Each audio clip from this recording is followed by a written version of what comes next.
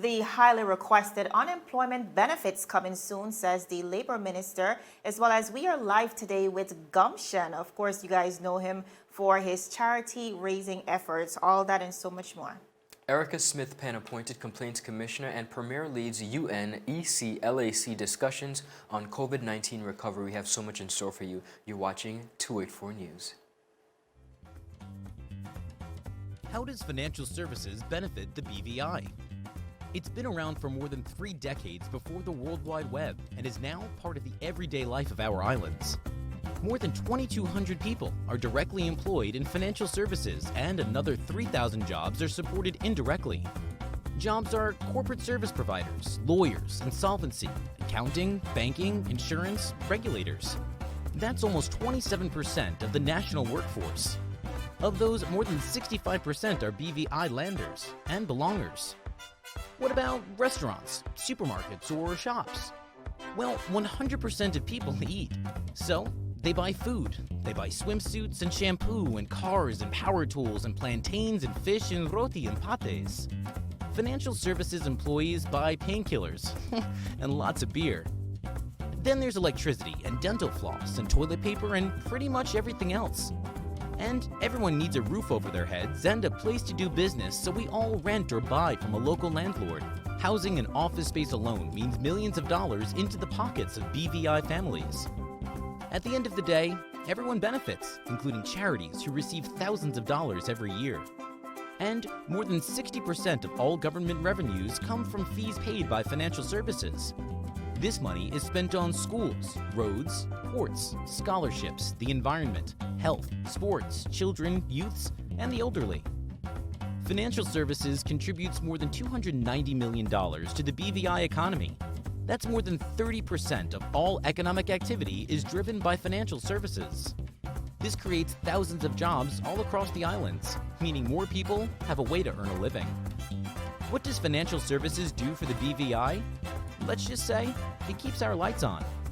Financial services is everybody's business. So, come on, mind your business and let's not keep this to ourselves.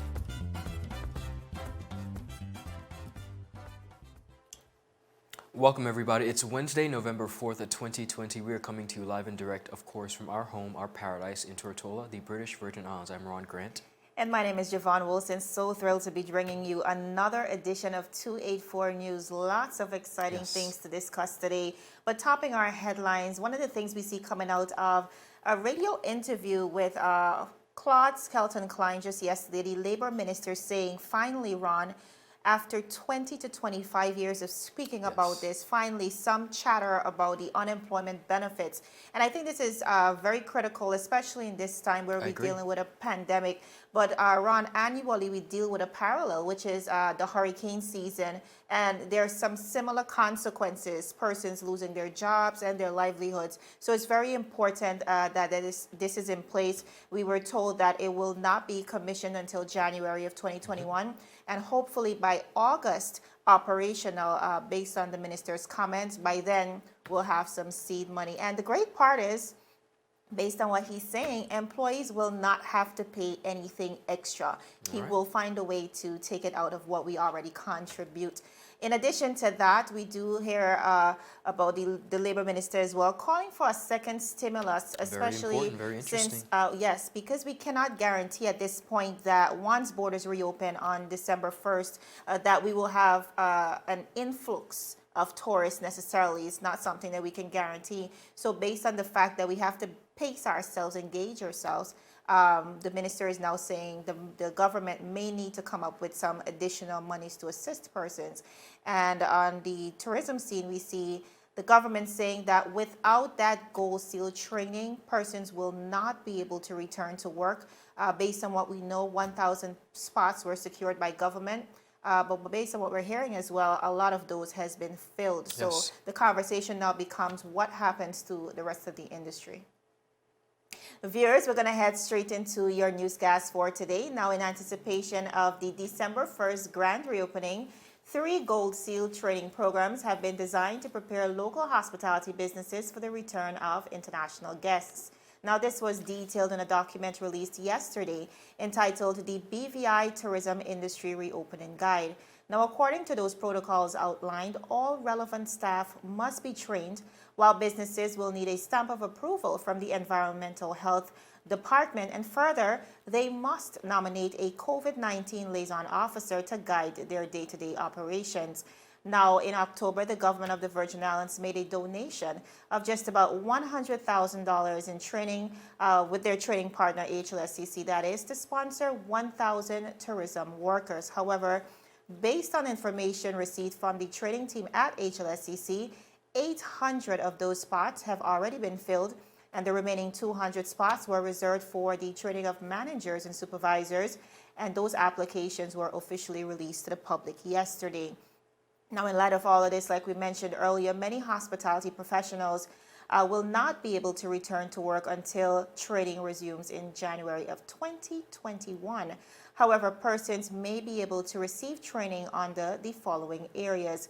Now, first of all, there is the Gold Seal Staff Training, and this is a 2-hour program that is being conducted by the BVI Tourist Board in conjunction with the Aquila Center for Cruise Excellence, and will cater to persons working in the tourism sector who, quote, interact with guests, including the entire marine sector, those who host land activities, taxi operators, tour guides, vendors, and retail workers. Their training will include infection prevention, effective and excellent communication while wearing masks, encouraging guest compliance, and managing difficult situations.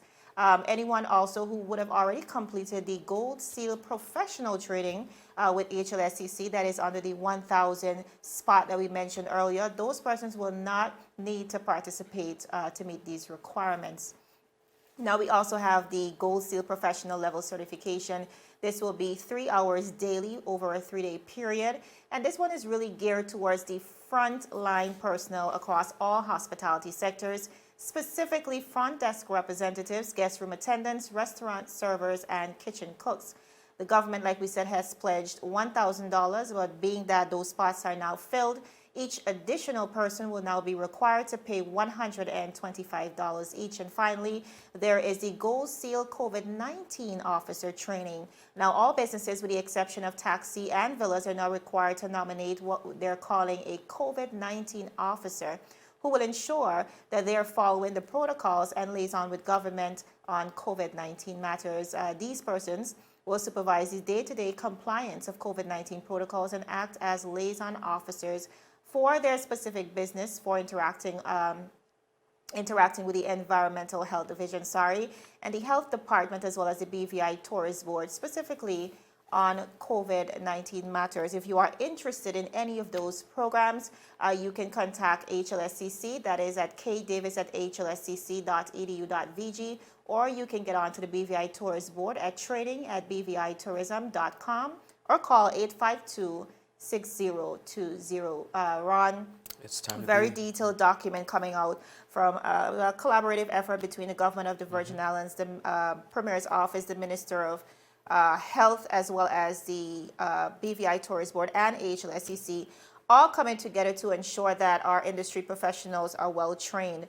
The worry that comes from this specific program is the fact that our tourism industry is vast, it's very extensive, and quite a number of persons employed. If I'm correct, it might be the biggest employer as it relates to industries. Yes. And it's a little bit daunting to know that only 1,000 persons can be trained in this first batch. I know many persons have called and we're told not until January 2021. But we're happy to see that we are moving forward and trust that something can be done to facilitate the other persons interested. Well, Jovan, one of the interesting things about this story is that it's one thing to be certified. Another thing, however, to mandate that if you're not certified through this program, then you're not certified at all. The interpretation, I think, from the initial onset and the announcement of the program is that it was not only open to the general public, but it was a way to make sure that persons brush up on their skills and that they were making sure that they knew the standards. However, we see where seemingly the standards have changed, that if you're not certified through this program, then you're somehow incapable serving not only the general public but the tourist. So we're going to continue to keep the general public informed. Continuing on the local scene, viewers, Mrs. Erica R. Smith-Penn has been appointed Complaints Commissioner effective January 1st, 2021. This was revealed in a Government Information Services release that His Excellency Governor Augustus Jaspert appointed Mrs. Smith to the post after consultation with the Premier and, of course, the Leader of the Opposition in accordance with Section 110, Section 2 of the Virgin Islands Constitution. Now, as outlined in the Complaints Commission Act of 2003, the role of the Office of the Complaints Commissioner is to act as an independent body to field and investigate grievances by members of the public regarding government agencies. Mrs.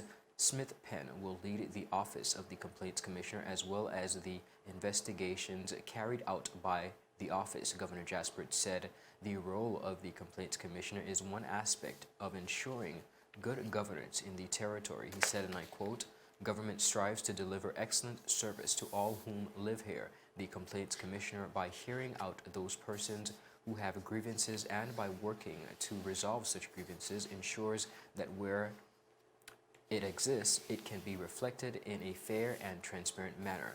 Now, he added, Mrs. Smith-Penn, her experience and qualifications make her an excellent fit for the Complaints Commissioner post. Premier and Minister of Finance, the Honorable Andrew A. Foy, said in an official statement, "The government of the Virgin Islands knows that our people are our greatest asset. As such, I am always pleased when Virgin Islanders can rise to the occasion and do their part in strengthening our administrative structures further as we move towards self-determination." He continued by saying, "I have had the opportunity to work with Mrs. Smith-Penn in various capacities. She is diligent and is committed to her duties of good governance. I know that her legal expertise and experience working in various arms of the public service will be of great benefit as she serves in the new role as Complaints Commissioner. I wish her the very best on this new journey of great potential and the advancement of our people." Now, of course, Deputy Governor David Archer also welcomed Mrs. Smith-Penn's appointment, noting that the Complaints Commissioner's work can help the public service continually improve its services. Now, Mr. Archer said, and I quote, "Since it was established, the Office of the Complaints Commissioner has shared valuable information about how government entities can improve operations. Mrs. Smith-Penn will be an able Complaints Commissioner and help guide all of us to continue our commitment to excellence in the public service." Now, Mrs. Smith-Penn will succeed Mrs. Sheila Bratwith, who took up the post in 2015 after the retirement of founding Complaints Commissioner Mr. Elton Georges. OBE, Mrs. Smith-Penn holds a graduate diploma in law from the College of Law in Birmingham, United Kingdom, a Bachelor of Law degree from the University of Birmingham, and a Bachelor of Arts degree in Management from the University of the Virgin Islands. Now, she is a Virgin Islander, and as we see, Jovan is supported by the officials of the government, and we wish her the best in her duties. Absolutely. Viewers, we're going to go to a very quick commercial break, but when we come back, we are live with Mr. Arlington Cricky, well known as Gumption. He's raising $20,000 for schools right here in the BVI, so stick with us.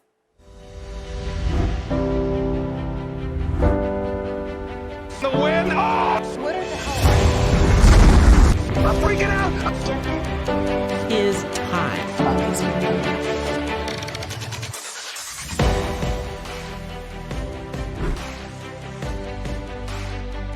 284 News. Coming to you live and direct from the beautiful British Virgin Islands.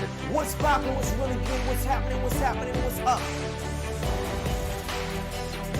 Davis has won it for the Lakers!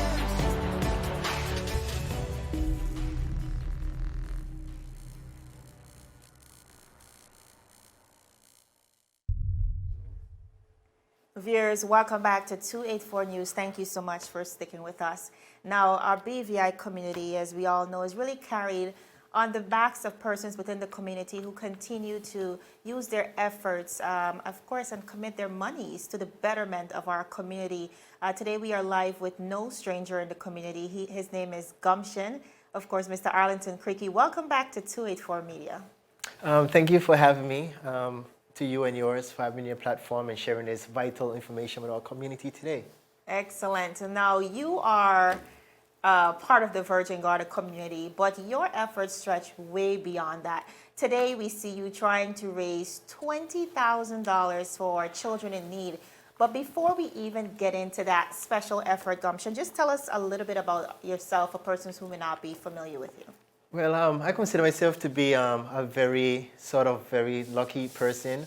After having troubles in high school, to trying to get my life started out after high school, to trying to start a business, to being told no 9 times, given one yes, which came with opportunity, with a nice check to set me off, paying that money back within 6 months, and then taking advantages of what happened after that till this very point, as well as a business, as an entrepreneur, as a community person. Excellent. So you're essentially paying it forward now that you are in a position to help. Now, I remember just last year, back in 2019, you, based on your efforts, of course, and the community being able to chip into that, $58,000 was raised to recommission Mr. Andy Ham's home that is in North Sound. Back in 2018, $10,000 was raised for the Anagata School. And these are just a few of your efforts. Why is giving back to the community so important to you? Giving back in general to the community, just a good cause, is actually good for the community, first off. And if you're in business, it's good for business as well. There's a quote I learned from my mentor: the businesses that's going to survive beyond 2020 are those that have a positive purpose beyond profit for their business. And even though there's no profit right now because there's no business, we have to find other ways how we can be creative to bring some sort of revenue, income to help causes like the one I'm venturing on now. Exactly. In schools, we do know that schools, teachers, students in specific are very affected by the fallout of COVID-19. They're out of school. Some of them are back in school now on a hybrid system, but nevertheless, we do know the social impact it has had, and not just that, the economic impacts it has had on parents. When we think about persons losing their jobs or working on reduced hours, it has definitely been a strain. So tell us about this new effort to raise $20,000. Well, like you said, Jovan, it's very hard and difficult time for the parent. It's more crucial for the teachers and the students who are, they may be new to playing the games on the iPad, but not really new to the educational side of the iPads. So hooray to those who are find that courage to keep going. And so, there's a bit difficulty, and we decided we want to help the schools out. In 2018, I helped the Claudia Cricket School in Anagata, where I raised $10,000 for them. And for this year, I decided to combine 2 schools, the School of Anagata and a school of Virgin Gorda that I was fortunate to adopt on the 8th of January 2018. And basically what I'm trying to do for those students and the parents and the teachers is since the school I adopted a private school, I'm trying to save 14 parents, because it's 14 students, on not having them not paying for, I believe, 8 months to a year of education. So basically, I believe the key word for that is, there's a word you use when you're doing like scholarships. Right. If that's the correct word. Yes. I want to provide 14 students with scholarship, save the parents the money, and the money the parent can save can go to other things. And the school, who will be getting the money on behalf of the students, can use that same money to get themselves in order to provide excellent education. Well, I think that is a very ambitious but very commendable effort. I do think, based on the fact that you've done it before, you definitely can do it again. How can persons support this fundraiser, Gumption? They can support by wishing me luck. Usually that's, that's where it begins, encouragement. They can share by visiting the Facebook page, Gumption School Fundraise, where they can share that. Later on this month, we're gonna have the GoFundMe, where people can donate via GoFundMe. They can pledge physical money and pay after as well. And just simple, there's very simple ways to support. So far, through our sponsorship till this date, we have raised $8,400 of $20,000. Wow. So we get in there, thanks to my sponsors, we get in there. All right. Well, Gumption, again, I think this is an incredible effort, and especially for our gems, I don't think your efforts could be better vested. So I want to say thank you so much. And again, remind our viewers where they can follow you on social media to ensure that they too can support the cause. Yes, you can follow Gumption School fundraising event on Facebook, even Gumption Official. I can connect you to the right channels as well. And just stay in tune. It's all about transparency. I believe in transparency as well. So you can follow the whole process of how we collect the money, what we actually do with the money as well. And it's a very good key. I will encourage anyone from the community, especially entrepreneurs, to use the entrepreneur skills and find ways how they can use a hobby, have fun, and still raise money for a great cause. Our community is hurting, and one of the best ways we can help our communities by doing something that is fun and something together. Absolutely, and I think you could not have said that any better. I want to thank you so much for joining us, Gumption. Thank you. Great stuff, Gumption, and we thank you again. Continuing on the local scene, Premier and Minister of Finance of the Virgin Islands, the Honorable Andrew A. Foy, chaired a high-level panel on challenges for the Caribbean to building back better from COVID-19 at a virtual meeting held at the 38th session of the United Nations Economic Commission for Latin America and the Caribbean on October 26th through the 28th, 2020. Now, Premier Foy chaired the meeting in his capacity as a vice chair of the Caribbean Development and Cooperation Committee and stated that the COVID-19 pandemic has generated a new sense of urgency to address holistically the challenges faced by the heavily in-debt middle-income countries of the sub-region already suffering from high exposure to natural disasters and climate change. Now, the Premier said, and I quote, "Rarely do we get an opportunity such as these urgent circumstances present to demonstrate the complex nature of the Caribbean challenges and vulnerabilities and to be advocates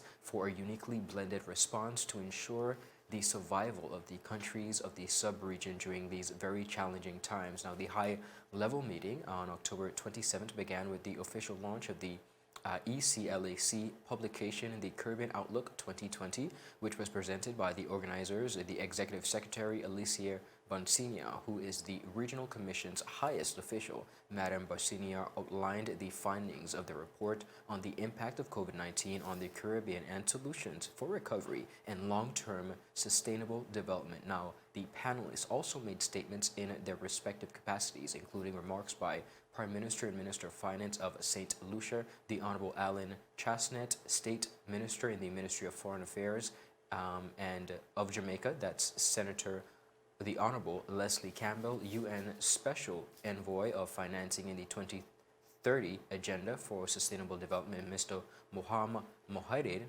Assistant Secretary General for the Climate Action Term, and UN Mr. Suellen Hart. Now, Jovan, a high-level meeting that we see where many persons, mainly world leaders across the Caribbean, really sat down to really chart the way forward as it pertains to COVID-19. And we were honored, of course, to have our very own Premier and Minister of Finance who is leading that chart and who led the cause for this very special meeting. And I'm so happy that even especially in this time, Ron, we're building regional alliance because I think that's really, yes, that's what it's all about. We've come to realize that our interconnectivity with the wider nations, the United Kingdom, the United States, it's not very beneficial to us now because a lot of what we depend on come from those regions. So I'm really happy to see that we are connecting with our regional brothers and sisters in an effort to build a stronger region.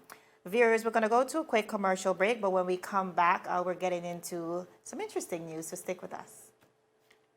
Is business slow, cash flow down, hosting an upcoming event? We can help. Advertise with 284 Media and take your business or event to the next level by enhancing your present marketing and messaging strategies. Allow our team of experts to create a personalized ad that sets your business apart from all the rest. This could be your business or event. So, what are you waiting for? Contact our marketing team at 284media@cctbvi.com. Advertising with us works.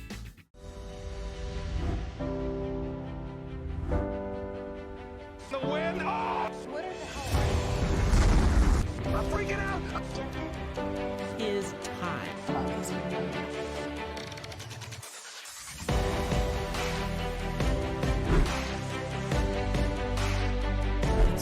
284 News. Coming to you live and direct from the beautiful British Virgin Islands. What's poppin', what's really good, what's happening, what's up? Davis has won it for the Lakers!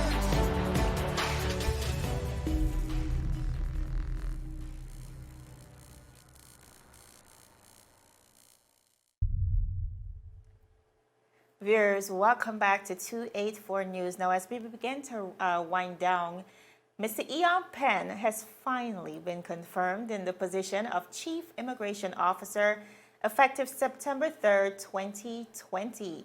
Now, Mr. Penn's appointment was made by His Excellency the Governor, Mr. Augustus J.U. Jaspert, in accordance with the Section 92 of the Virgin Islands Constitution Order and acting in accordance with the advice of the Public Service Commission. Now, the Chief Immigration Officer will be tasked with ensuring the smooth and efficient operation of the Immigration Department and the supervision of all staff, and will be responsible for providing expert advice and guidance to the government on various immigration matters, including policy issues, legislative reviews, as well as analysis. He will continue to liaise with the respective ministries, departments, and other agencies in an effort to collaborate on joint border and security activities for the betterment of the territory. Now, additionally, Mr. Penn continues to lead the team in the implementation of the strategic plan and objectives to achieve solutions for the Immigration Department while forging partnerships across public service. He gained accreditation as an international civil commercial mediator in 2017 and was appointed acting Chief Immigration Officer in February of 2018. The Chief Immigration Officer obtained his postgraduate diploma in legal practice in legal practice in 2019 at the Bar from Manchester Metropolitan University and a certificate of standing from the Honorable Society of Lincoln's Inn. He joined the Immigration Department back in 1987 and was promoted through the ranks over the years. The Immigration Department contributes to the security and prosperity in building a stronger and better BVI by operating a fair but firm immigration control that regulates and facilitates the movement of people through BVI borders. Ron, I started the story with the word finally. Yeah. And I think that is exactly the sentiment we've been hearing across the board when it comes to Mr. Smith-Penn joining the Immigration Department since 1987, acting as the acting immigration officer since 2018. I think it's about time. I think he's quite capable. And I think persons are saying welcome, because this is time for him to take up that role. Well, Jovan, you raised a valid point, not only for Mr. Smith-Penn, but a lot of civil servants continue to act in positions for a number of years across the Virgin Islands. And we sometimes wonder why is it that they're not being confirmed and they continue to have the word acting before their title. Now, the special arrangements and the protocols that would deem someone to be confirmed, we see where sometimes it varies, where persons are being confirmed rather quickly than others, but nevertheless, in this case, we are still very proud and happy that Mr. Penn has been able to secure his role, which he's been contributing to the Labor Department for a number of years, and in such a pivotal role, we see where more than ever, I think at this pivotal point, it is important to have key and experienced persons who understand the ministry and what we're up against as a territory, in order to really allow us to just be, strong and build a resistance. So I think it's a step in definitely the right direction. I agree with you, and I like that you said somebody who's familiar with what's going on already, because he could definitely hit the ground running in this role based on his familiarity with what's happening already. And security, and this time, very important. Viewers, I think that is all we have for you today. Of course, we're following the U.S. 2020 elections.